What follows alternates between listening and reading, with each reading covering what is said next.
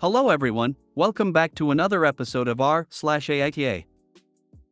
In today's episode, AITA for telling my wife that my mother will never love her and to stop trying. AITA for not allowing my stepson, 12M, to live with us.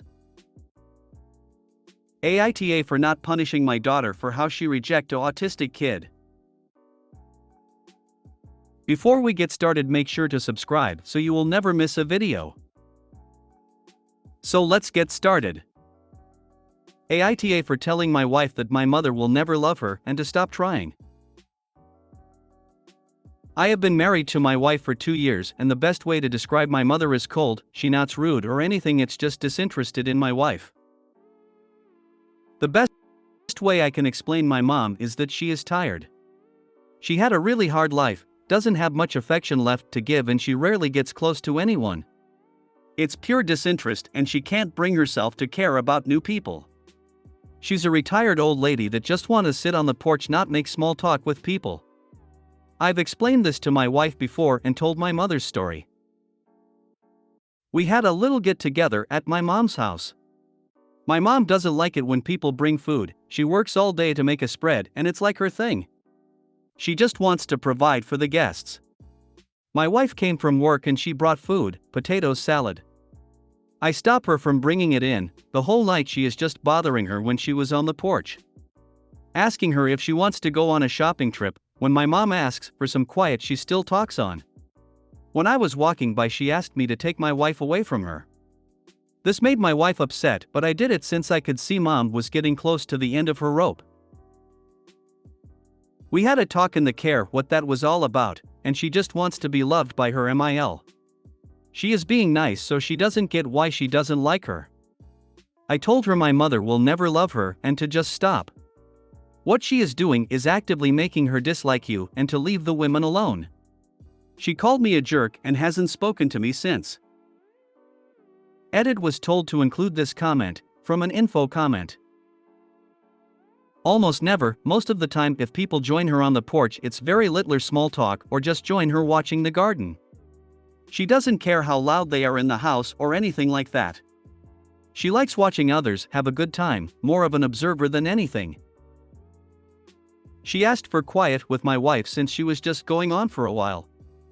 My sister was out there and told me mom tried politer ways to ask for her to be quiet and it didn't work. Also, the direct request didn't work with my wife and she kept going.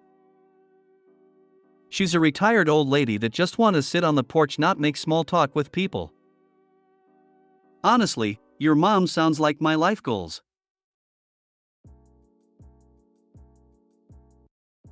NTA, it sucks for your wife, but let people be.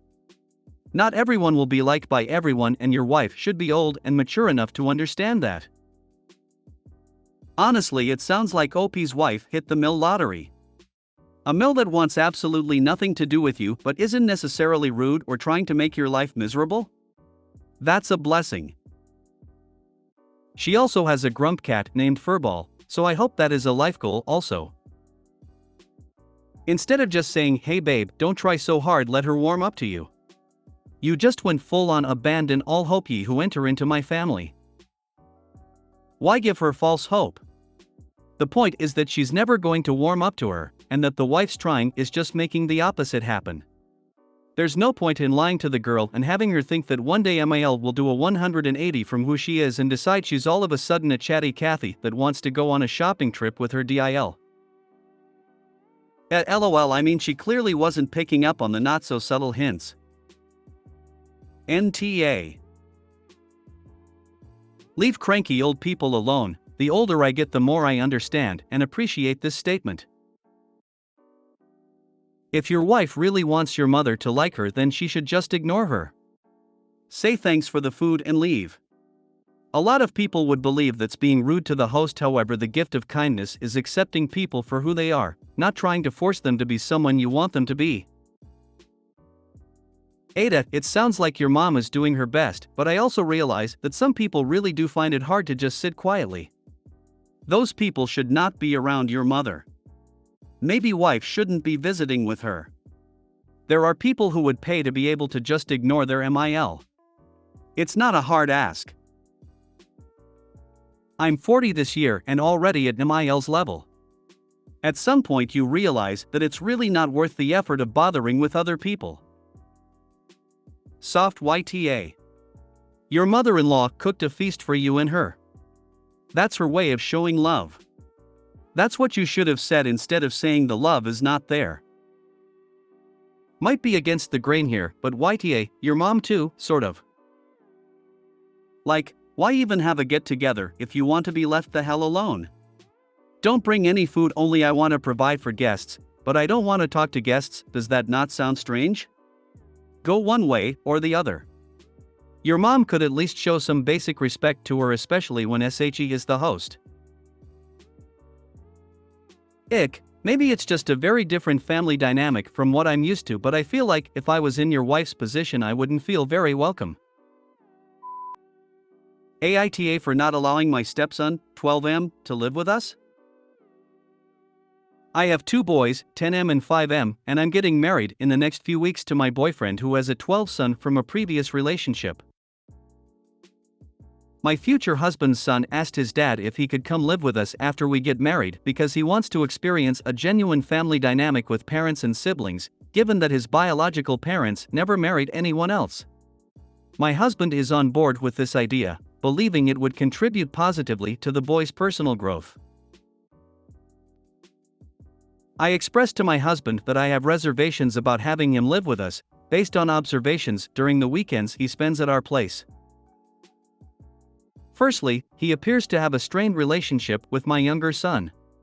He rarely includes him in activities unless I specifically prompt him to do so.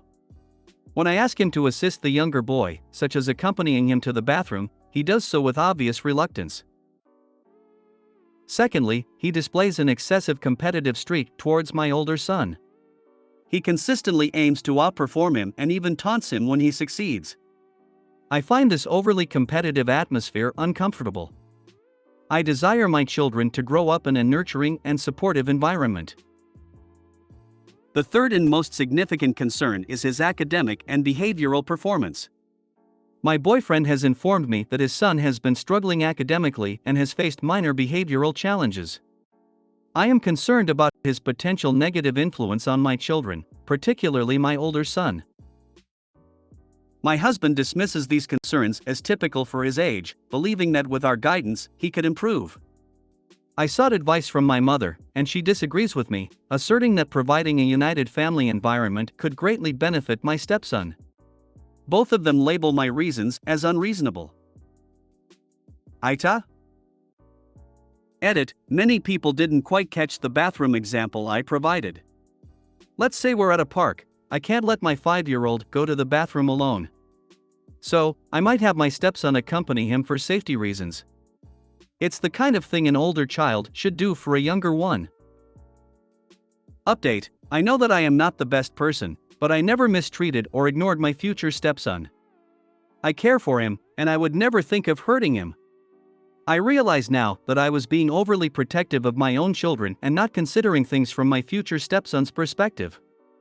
I was afraid that my future stepson might bully my kids, for example, excluding the younger one from activities he enjoys, like building with Legos, or teasing the older one when he wins, but now I can see that if he wants to live with us, it's because he cares about his future siblings.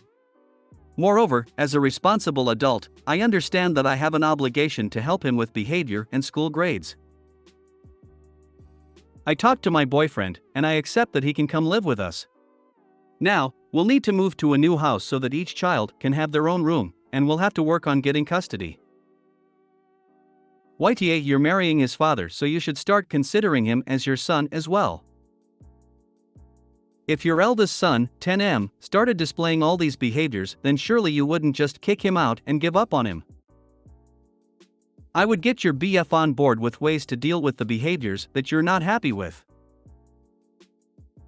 Exactly, behavioral challenges can easily stem from the fact he is experiencing this split family situation.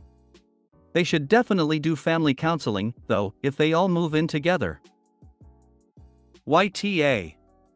He is your soon-to-be husband's son. He is as entitled to live under the roof as your children are. End of. I cannot believe this is real. He should tell her that her kids should stay with their dad and not come with her after marriage. Wonder what she would think? YTA, you are marrying a family. If you can't accept your boyfriend's children into your home, then don't get married. He is not less than your sons. And honestly, it's a double YTA to OP for the reasons given. Those are minor behavioral issues that A, are normal for a kid that age, and B, will likely improve once the kid has some stability in his life. It makes me so sad. All this kid wants is a loving, stable family, and OP is making him out to be a monster. I really hope OP either embraces him as if he were her own son, or calls off the engagement altogether. 'Cause anything in between wouldn't be fair to that kid. YTA. Future stepson sounds like a typical 12-year-old. You seem to think he is a free mother's helper for you with your younger child, and that he should treat your older child like he is made of glass. N doesn't need to take your 5-year-old to the bathroom and invite him to play. They have different interests given their 7-year age gap. Your son won't melt or break from competition. And lastly, a lot of kids that age go through some academic and minor behavioral struggles. Your own kids will as well. I will say that if you continue this, your partner should refuse to marry you and should end the relationship. Your kids are not the only kids in your blended family, and they should not be your boyfriend's priority. I can't allow my stepson who is 12 to live with us because he is acting like a 12-year-old. YTA. YTA. 1. 12 years old should not be responsible for helping a toddler go to bathroom. 2. You clearly do not consider your stepson to be a part of your family and could care less about him. 3. You accuse him of being a teenager. Your husband is also an A for planning to marry a woman who makes wicked stepmother stereotype come to life.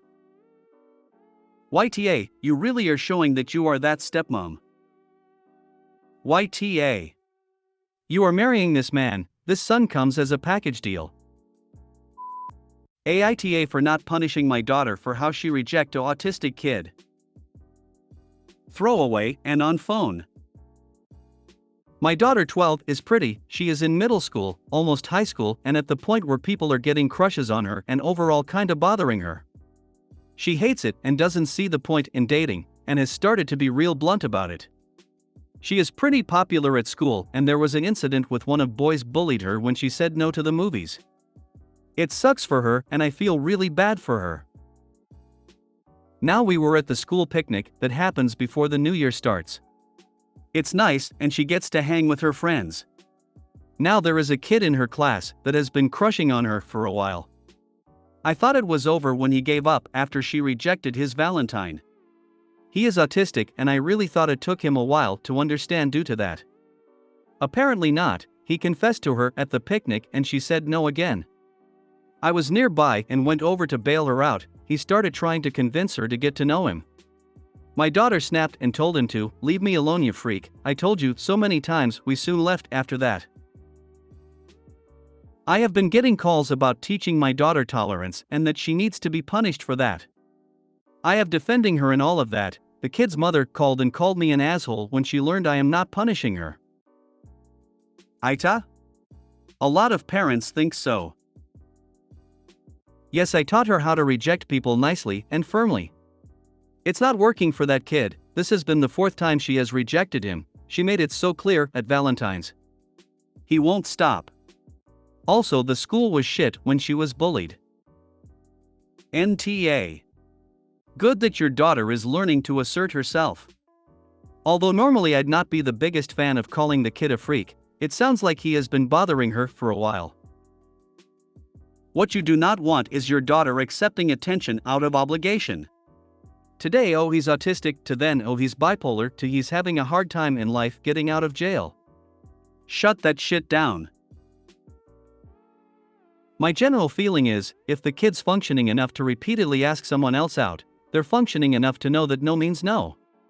Her calling him a freak in this instance has nothing to do with autism, and everything to do with the fact that this young man won't stop pestering her. NTA, autistic or not, if someone won't take no for an answer, your daughter gets to be as mean as she wants. It's not intolerance, it's just flat out justified anger. Someone teach that kid no means no.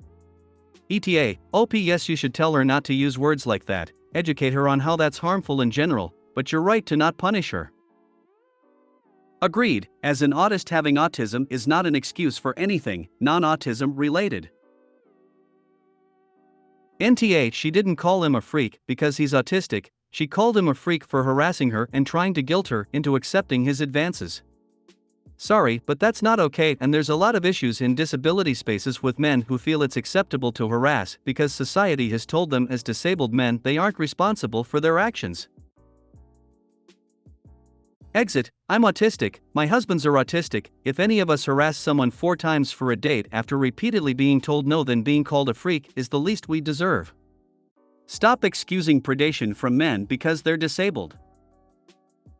This is my thoughts. I would call anyone who kept asking me out, after me saying no, a freak. It had nothing to do with his autism. She didn't call him names the first few times, I'm presuming. NTA. NTA. Your daughter has the right to reject anyone who makes her uncomfortable. She was clear and firm with him, and he should have respected her boundaries. You are a good parent for supporting her and not forcing her to tolerate unwanted attention. NTA, she's tried nice and it got her nowhere. Autistic doesn't mean free pass to continue to harass someone who has already stated they aren't interested. Also, honestly, sometimes you have to be firm with an autistic when they don't get it. Perhaps calling him a freak was a bit far, but the rest is perfectly fine. And what? A 12-year-old isn't allowed to get rightfully frustrated for continuously having to repeat themselves? NTA. Parents need to teach their boys what no means. This was a lesson for him. IMO, people are free to reject people however they want after the first polite rejection. Anyone who keeps going after that is asking for whatever rudeness they catch. Thank you. Some of my friends get angry at me for snapping I said no at guys who continue to ask for my company after the first or second, very polite rejection. Pretty sure it's not my job to teach other people to back off after hearing no. If you made it to the end of the video, thanks for watching. Don't forget to like, subscribe and share, and we will see you in the next video.